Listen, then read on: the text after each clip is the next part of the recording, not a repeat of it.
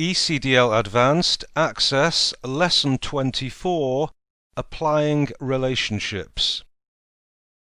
Once tables have been designed and primary keys applied, a relationship may be applied between two or more tables to link them together.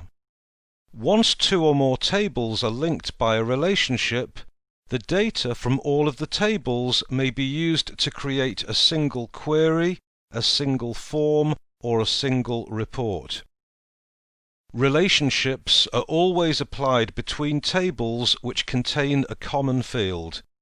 Usually, the related field in the first table is the primary key field and is known as the primary table. In this way, a record in one table can link to further information on another table. The related field in the second table is known as the foreign key.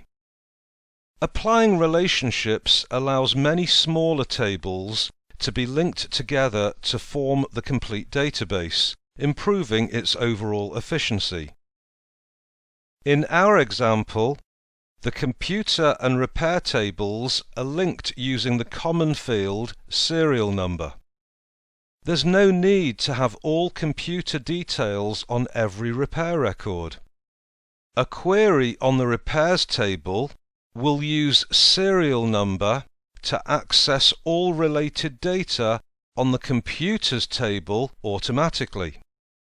In this lesson, we're going to discuss the most common type of relationship, which is a one-to-many relationship. Other types of relationships are introduced in the next few lessons. Okay, let's go back to where we were. We've opened the Custom Computers database, and now let's display the Database Tools tab and click the Relationships button. A blank relationship window will be displayed. If the Show Table dialog box is not shown, which is not in our case, click the Show Table button, and this will display the available tables in the database. And our database is made up of 3 tables: computers, engineers, and repairs.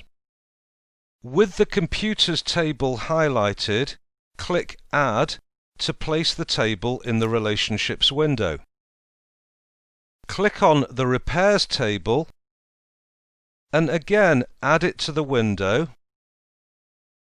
Then click Close to remove the Show Table dialog box. Now let's resize the table boxes so we can see all of their fields.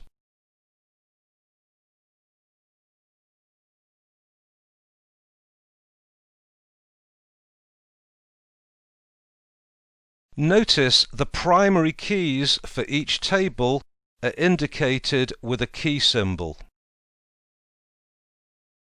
Highlight the serial number field in the computers table and then drag the serial number field from the computers table over the serial number field in the repairs table. This will be the foreign key. Release the mouse when in position. The Edit Relationships dialog box will appear. In this dialog box, note that the relationship type at the bottom is one-to-many. This, as I said earlier, is the most common type of relationship. Click Create to create the relationship. Notice how the relationship between the tables is now symbolized by a line linking the same field, serial number to serial number. As mentioned, the relationship is a one-to-many. This means that one record from computers can have many related records in repairs, i.e., one computer may have had several repairs. The fact that one of the fields in the link is a primary key and the other is not defines the relationship as one-to-many. To delete the relationship, right-click on the connecting line and select Delete.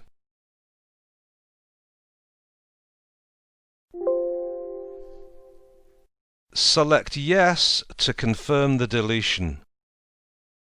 It's not just one-to-many relationships, but any relationship can be modified by right-clicking on the connecting line and selecting Edit Relationship. Now let's try something else. Let's click and drag from Owner in the Computers table to Engineer in the Repairs table. This is not a valid relationship. We can see this because the relationship type at the bottom is shown as indeterminate. Okay, let's click Cancel. Finally, let's reapply the original relationship between serial number in both tables, and then click Create. Close the Relationships window and select Yes when prompted to save the changes to the relationship. Okay, that's the end of lesson 24. In the next lesson we're going to discuss one-to-one relationships, and we're actually going to continue with using this particular database. So please save it as it is, and then we can continue using it in the next lesson. Okay, I hope this is making sense, and I look forward to seeing you next time.